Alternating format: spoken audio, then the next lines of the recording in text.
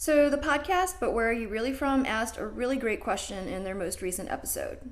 In US history, it became common that service work was always paid cents for an hour and then the rest was made up for in tips, but it's so American. So, the history behind how the United States came to use tipping as a way to place the responsibility for service industry workers' ability to earn a living wage on consumers and workers rather than employers is rooted in anti blackness and also relevant to Asian American history.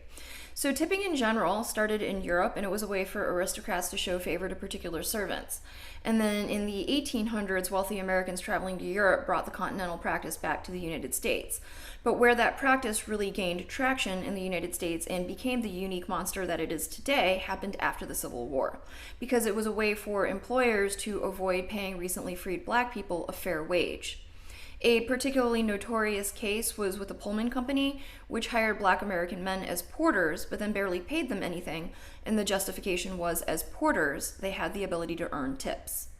And this becomes relevant to Asian American history because during Chinese exclusion, Chinese Americans had a hard time finding work anywhere outside of the service industry, which is a shared experience of many people of the global majority and marginalized people in the United States, that the most available work is in the service industry, and that is why a culture formed around paying sub-minimum wage to service industry workers. The fact that 160 years later we are still trying to rectify this is a perfect example of how supremacy culture harms everyone, and when we are not taught this history, it indoctrinates us into upholding and participating in our own exploitation because we think these things come about by happenstance as opposed to recognizing that they are deliberate and by design.